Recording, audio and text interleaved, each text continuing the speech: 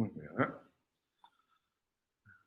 Good afternoon, if you're here live, and good morning, good evening, good night, good day to you if you're watching this on a recording sometime later on. In history, we can look back on these recordings, and I know I will, and look at the changes in my hair that have taken place. I know I seem to be obsessing about it, but honestly, just look at it.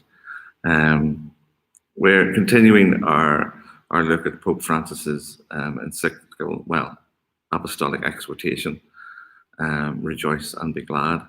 And this week we get into signs of holiness. If you remember last week, we were looking at the Beatitudes and how they were Christ giving us indicators towards holiness in our lives.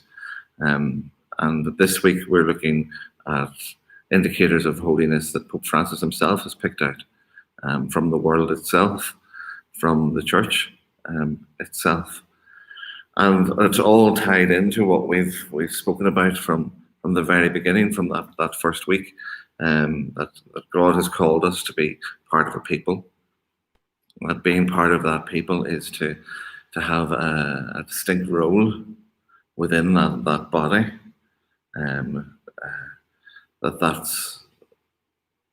That's who we are, to the very heart of our being, is that call that we've received. Again, that image of the stick of rock.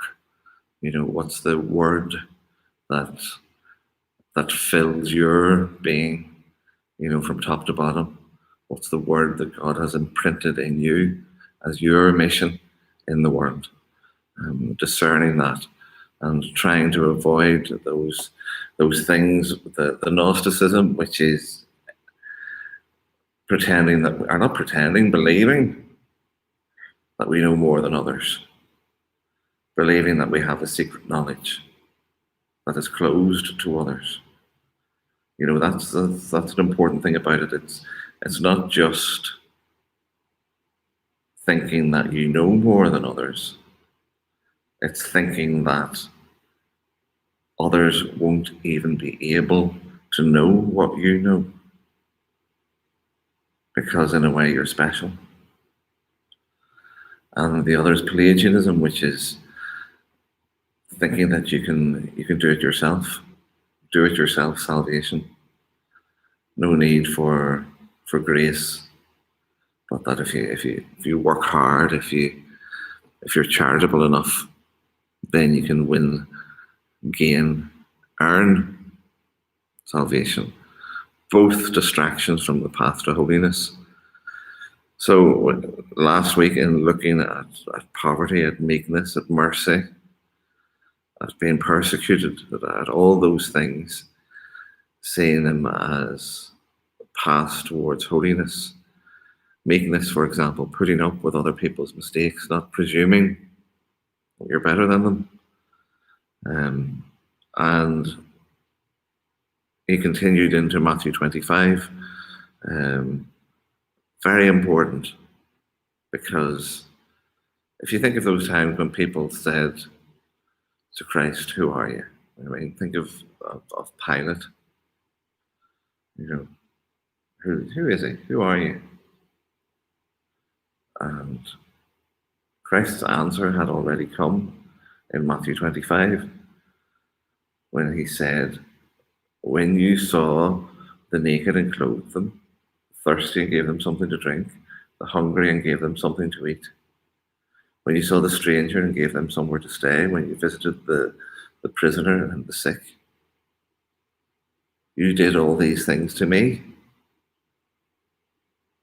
So who is Christ? Christ is the naked, the hungry, the thirsty, the imprisoned, the stranger, the sick. Find him there. That's who he is. And again, if you set out that as who Christ is and how to pursue the way to holiness, then there are two temptations there. And what are they? One is to think, right, I'll become a social worker, in other words. I'll just devote my life to looking after all those categories of people. All this I'll pretend is irrelevant. Just get on with that. Yeah, well, that's a modern form of Pelagianism. Or the other that says, no, that's the only thing that's important. And I'll turn my back, sometimes literally. I'll turn my back on the hungry, the thirsty, and what's that? That's Gnosticism. So this week, he identifies 5 areas where we can look at growing in holiness in the world. And we'll allow him to get away with it because he's the Pope, but the first of those is 3 things. So the first of his 5 things is actually 3 things, which is perseverance, patience, and meekness. Well, they do go together. But there's a message in meekness that for today is difficult to grasp and accept. Meekness is, well, I suppose it's the opposite of Gnosticism. Meekness is saying, I can't presume to be better than anyone. I can't presume to know more than anyone. Who am I to presume anything? I am that lovely moment when Pope Benedict came out onto the balcony, and I know he meant it with absolute sincerity, said, I am but a humble servant in the vineyard of the Lord. To put yourself at service of the community of faith. To put yourselves at the service of the community with no faith. Without a presumption that you're better than them. When he's writing, and this was a couple of years ago, this was published.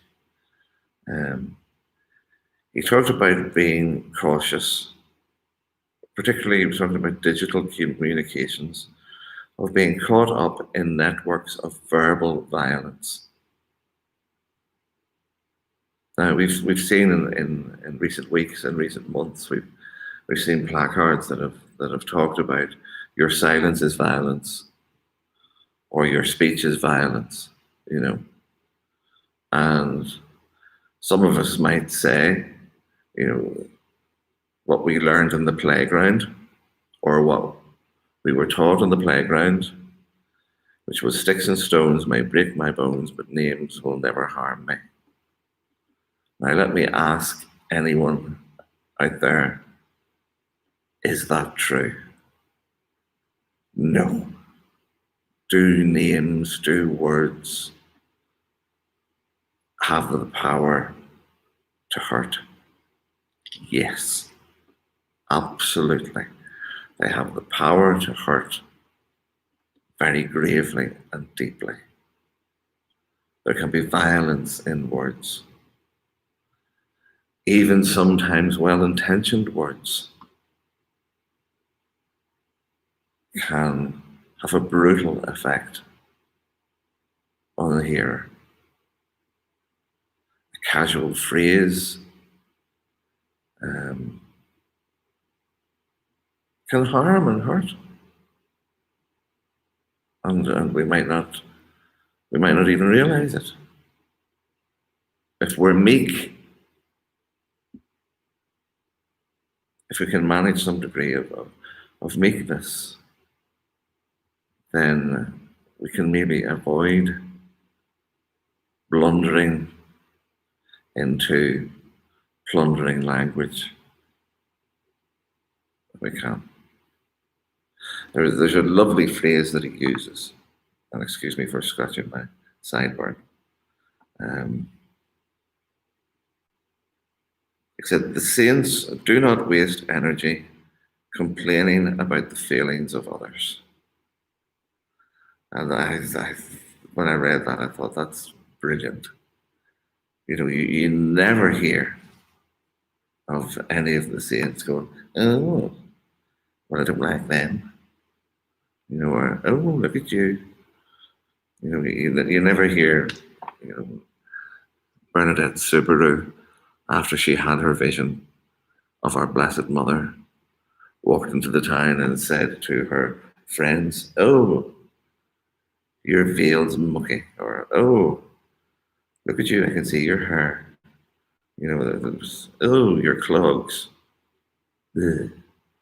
You don't hear the saints reduced to the level of juvenile that we can fall into in that faceless place called the internet. Or we can fall into in disagreement. Oh, you think you're all that? Well, you're not.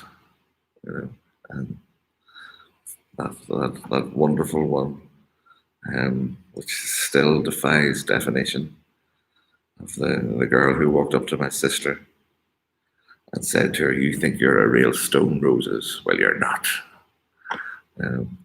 Whatever that means to this day, but we still laugh at it. Or you and your fancy glasses. So the saints didn't do that. So they didn't. And they hesitated to treat anyone harshly,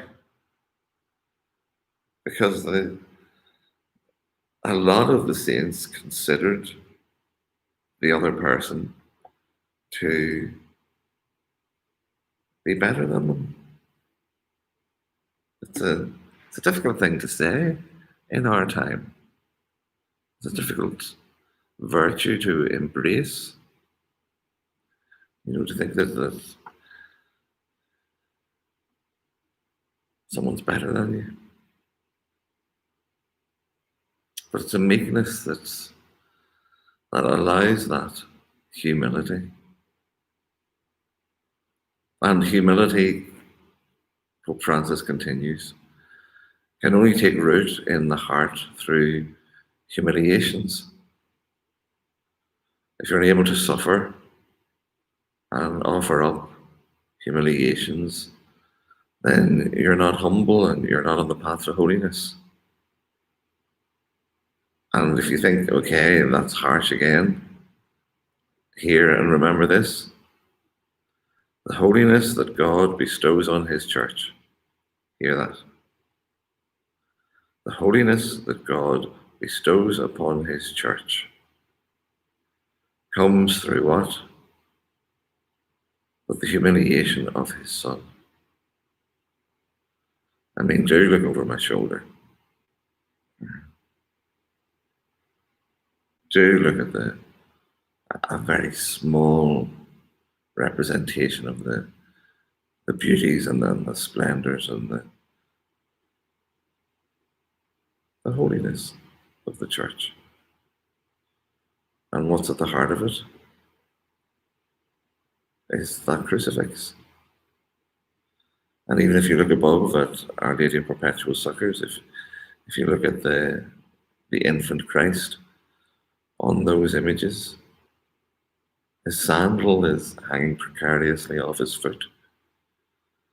And that's a sign of what's below the cross, the humiliation. So we need to be humble by bearing the humiliations that happen to us. Maybe it's towards us that violent language will be experienced. I don't know. I can think of different moments in my life.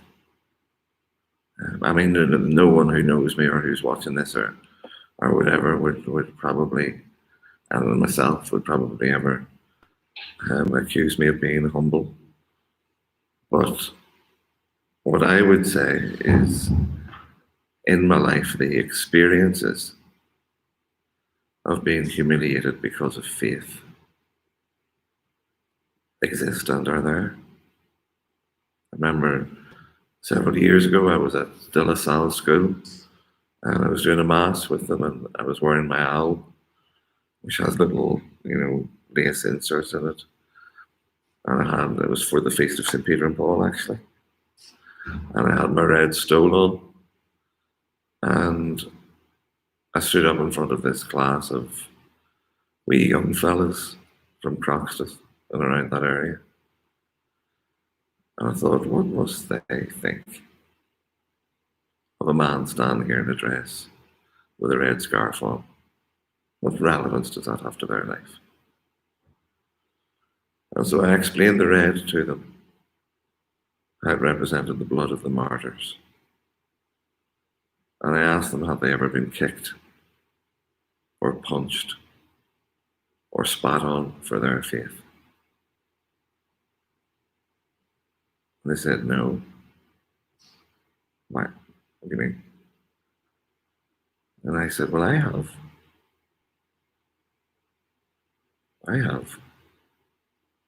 In Northern Ireland, it happened at school, it happened. So there's those humiliations to bear, but that doesn't mean, and this is Francis again, that doesn't mean being cowed. Being meek and humble doesn't mean being cowed. Doesn't mean walking around with your, like Uriah Heep. It doesn't mean walking around with your eyes lowered. It doesn't mean lying down so people can walk over you. At all. It means holding your faith as the gift from God that you have the responsibility to share with others gently enough that you can coax, cajole, encourage the other into hearing about. And even at times you can offer a corrective in the lives of others, gently. Or sometimes with a wee laugh. And that's his next category of one of the signs in the world which we can approach God and approach holiness through, is joy and a sense of humour.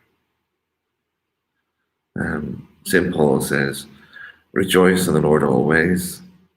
I say it again, rejoice.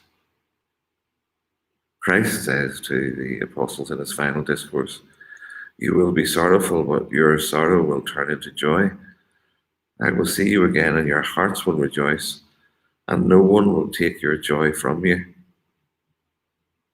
These things I have spoken to you, that my joy may be in you, and that your joy may be full.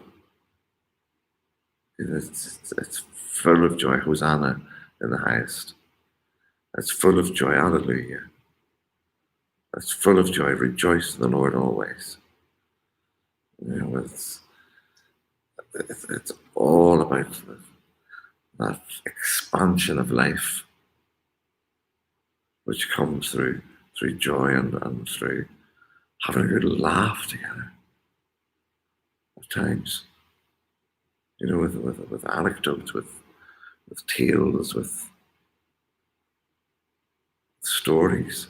I don't know if it's just me, but sometimes in the scriptures I think you see humour in the words of Christ when he says to people, take the plank out of your own eye before you worry about the splinter in someone else's.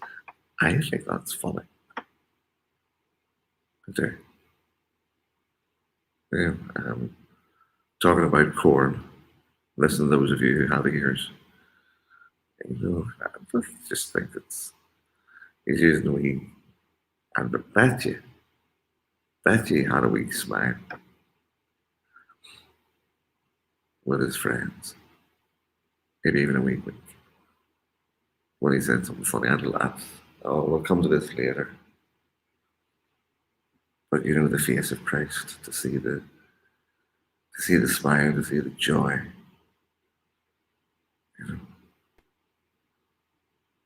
Super.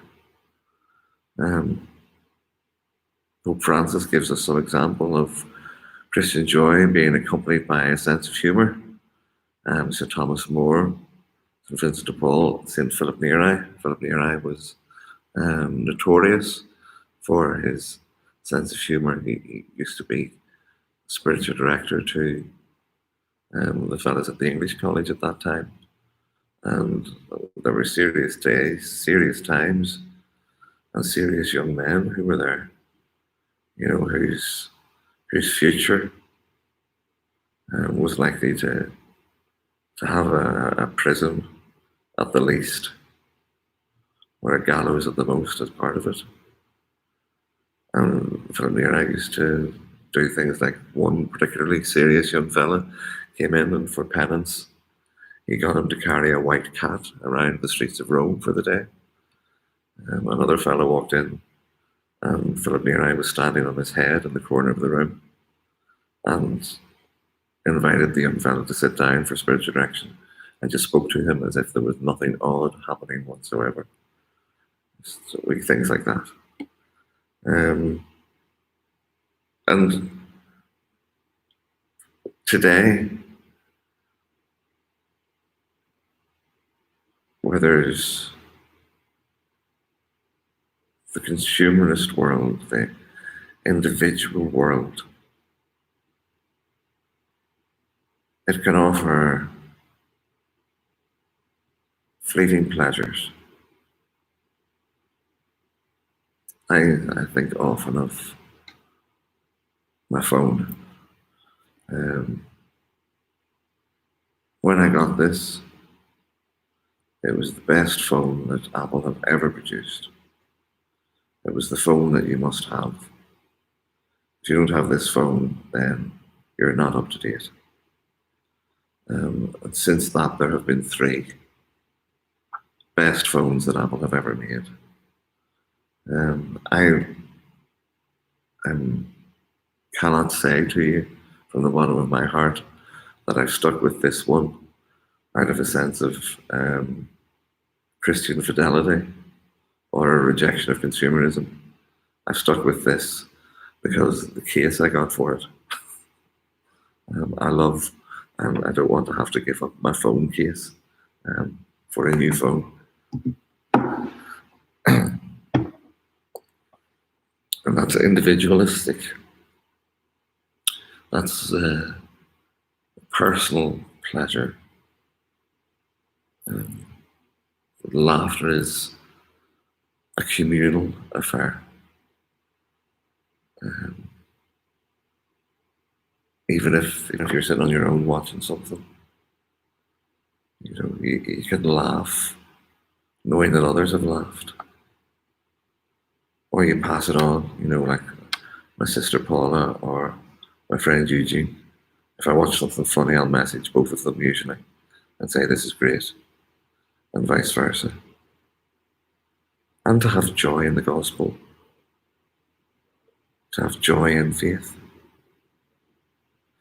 After that, joy and humour, there is boldness and passion.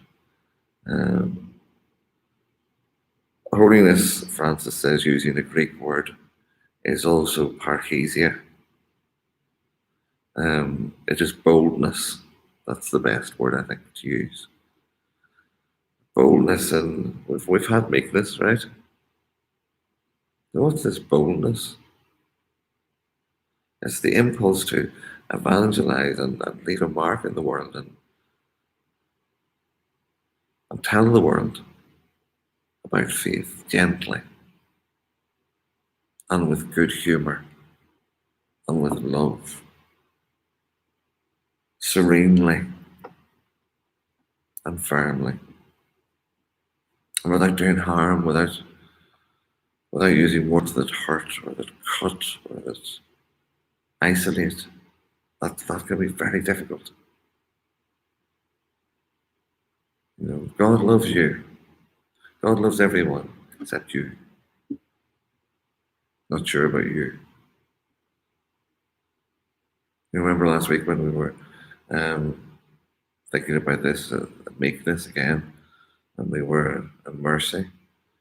And we were talking about the catechism and how in the catechism it says, be merciful, especially when it's those grey areas of life. Be merciful, be gentle, be loving, but be bold. Here's love. Christ says, do not be afraid. I am with you always, yes, to the end of the world. Go forward with courage. Do not be afraid. So think of the apostles in the upper room, of the Holy Spirit, filling them with boldness, impelling them to go out and tell the world. There's Penn and Teller, the magicians, who are famously atheists. They've even done a program or a series of programs disproving the existence of God.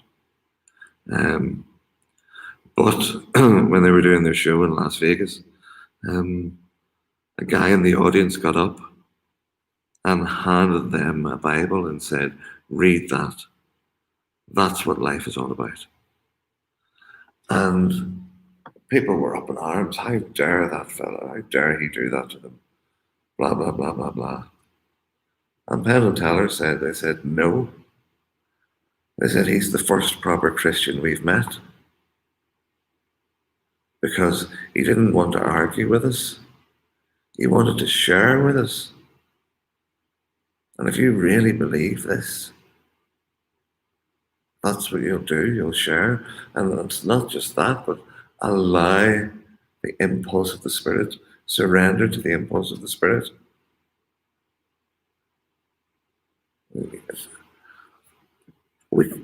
We hold back. And we hold back from charity sometimes. We'll see a person who needs help, and we'll be too reluctant to help them. Be afraid. Do not be afraid. Francis, look at Jesus. His deep compassion reached out to others. It didn't make him hesitant or timid or self-conscious, as happens with us. Quite the opposite, his compassion made him go out actively to preach and to send others on a mission of healing and liberation. And was there any violence in his language? No. Was there hatred, judgment? No. Just to take from him that model of boldness, to gently go forth with love and with humour into the world.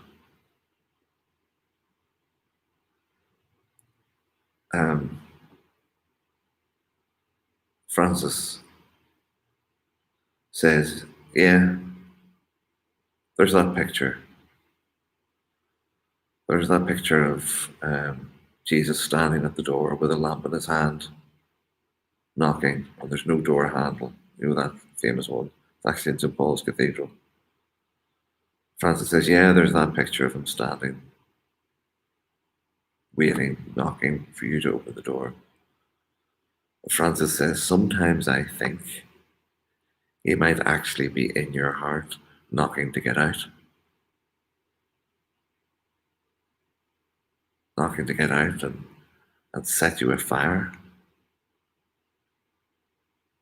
Not just timidly stay. Cloistered, even think of that word. Cloistered in your own comfort. I was watching, I'm not going to try and be all fancy about this, okay? I was watching the documentary on Monaco this week, and Princess Caroline was meeting the dancers at the ballet she'd established. And she said to the interviewer, she said that tradition is not about worshipping ashes, it's about keeping the flame alive, which I thought was a marvellous thing. And I keep a lot of quotes on a note in here. And I looked it up because I wanted to get it right. And it wasn't her at all who said it, God love her. She'd heard it from Gustav Mahler, the composer. So she had. But now you've heard it from me, so you can pretend, Father Conor said this thing. Oh, it wasn't me. It was Gustav Mahler via Princess Caroline of Monaco. So, Francis, let us ask the Lord for the grace not to hesitate when the Spirit calls us to take a step forward.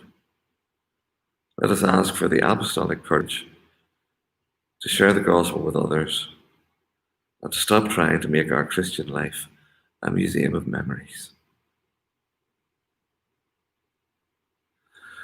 Finally, it's about being in community. Each community is called to create a God-enlightened space in which to experience the hidden presence of the risen Lord. You know what? I've talked today, and I've spoken about friends, and I've spoken about family. You know, and it's the truth. There's no man is an island unto himself. You know, I think it was Princess Caroline said that as well. We're all part of at least one community. So we are. Please God, we are. If you're watching this, we are. You're part of this community that can live together, that can experience the call of God together. And Francis says, and this is just in passing, but listen to it and allow ourselves to be touched by it, particularly maybe a wee bit later on. That community in all this, where we share the word, where we share again the Eucharist together, fosters that love and holiness and mission, which can give rise to authentic and shared mystical experiences. No, I said that wrong. He didn't say it can. He said it also gives rise to authentic and shared mystical experiences. Watch for the Lord.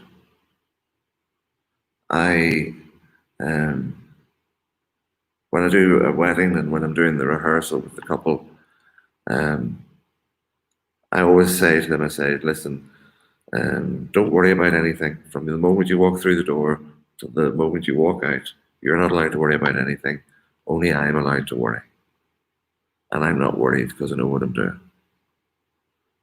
Because you're not allowed to worry, because what you have to do is allow yourself to be open to the God of surprises. And most of the time they look at me like I'm not half-minded. They do.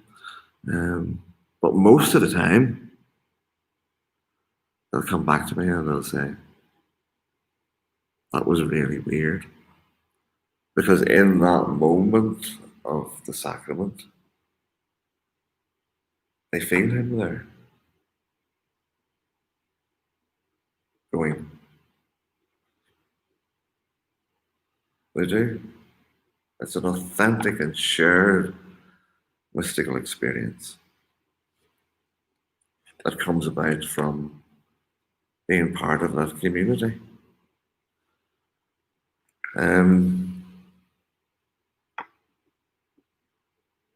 There's two big movements of the last, probably, we can now say a couple of 100 years, that have tried to break down community. They are Marxism and consumerism. All right. We don't have to worry too much about Marxism because that's not where we live. But we do live in a consumerist society. And both of them have an acknowledged motive to break down communities.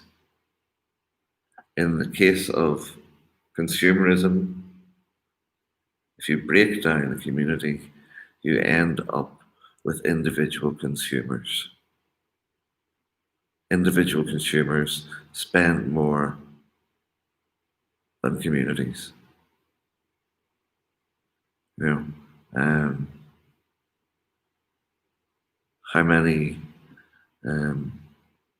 many cars does a family need?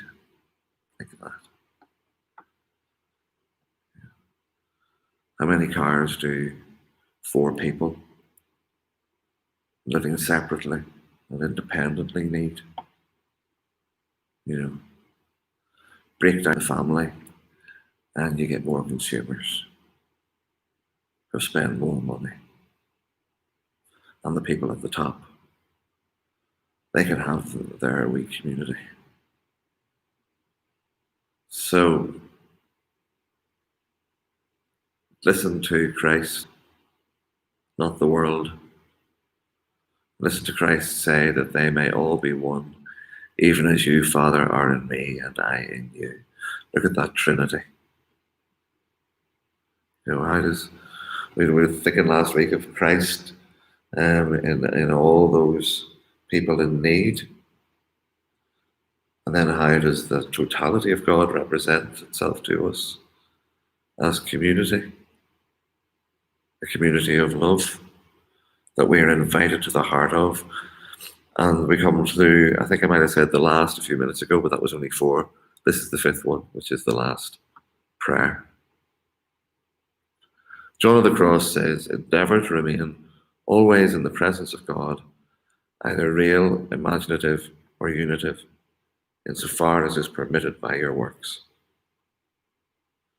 Our desire for God, St. Francis said, Pope Francis promoted him already. Our desire for God, Pope Francis says, will surely find expression in our daily lives. I don't know how to say it otherwise, but I find that, if you pray, it happens. It comes out in your life. There's no other way. When I'm preaching, if I haven't prayed, I've got nothing to connect with. So there has to be. It's why on Wednesdays I start. And how do I pray? St. John of the Cross doesn't give a bad representation of it. I might read the readings and then just carry them with me, floating about in everything that I'm doing. And I don't mean that in a pious way. Oh, and everything I'm doing, I'm thinking of the readings. No. They're just there, like a cow chewing the cud. Get as much juice out of them as I can. And wait to see what he wants me to talk about, which unfortunately usually only happens halfway through the first reading at Mass.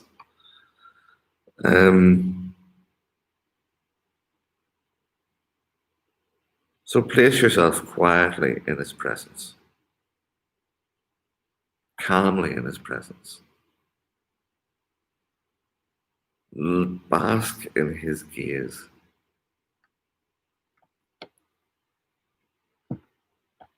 That might be difficult. Not might, it is. Bask in his gaze. I often have explained my principal way of praying as sitting on the sofa with Jesus beside me, watching my life on a telly. And every so often turning around and looking at him and going, and knowing that he's going.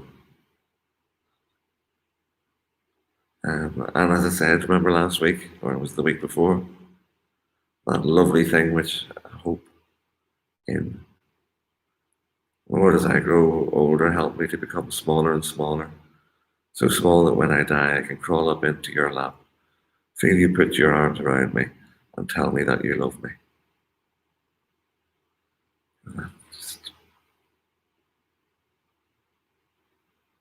It's allowing all that we've said. It's look into Christ's face and don't see judge, jury, and executioner. Don't see vengeance and retribution. See meekness and gentleness and joy and humour and love looking back at you. I'm probably going on too long, but if I am, you can pause this. I've had this thing for a long time about when we die, because Christ says that he does not come to judge because we have our judge already. And I've always believed that's ourselves. And I thought about it for a while, and I thought about, heaven, hell, and purgatory. What could they be? And I thought about heaven would be opening your eyes and seeing him look at you and seeing the depth of the love in that gaze and going, oh, yes, this is where I belong. Or there's opening your eyes and seeing the depth of the love that exists there and saying, oh, that's what you meant. And I need to just go and sit over here for a wee while until I'm ready. And that's purgatory. And if you want to have flames in your purgatory, that's fine. Because I well know the song called Burning Love. So that's okay.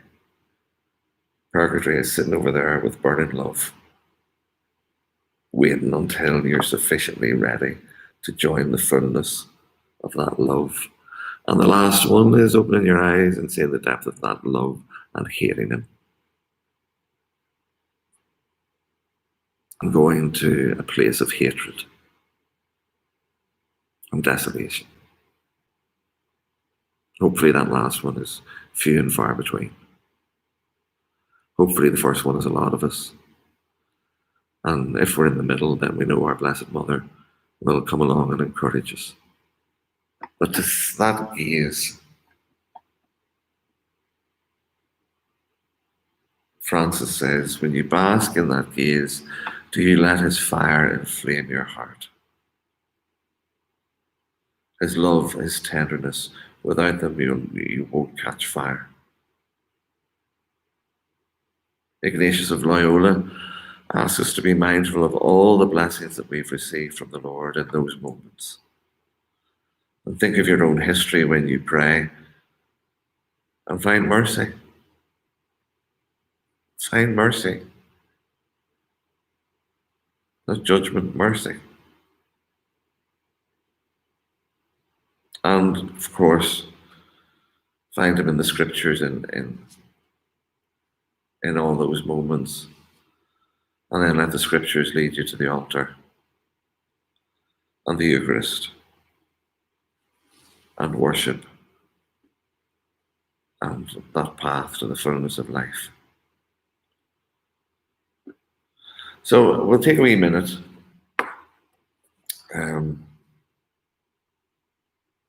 for prayer. We'll try to bring a lot of that together. I want you in a little moment's time to just cast your mind back through through your life. You don't have to do the whole lot of it. Maybe through the last few years or whenever it might be.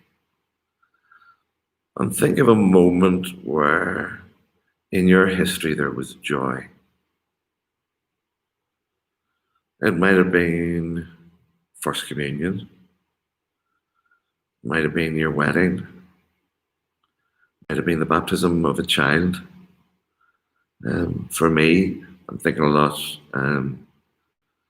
Deacon Peter, as you may know, is being ordained a priest tomorrow. I'm thinking of my own ordination, that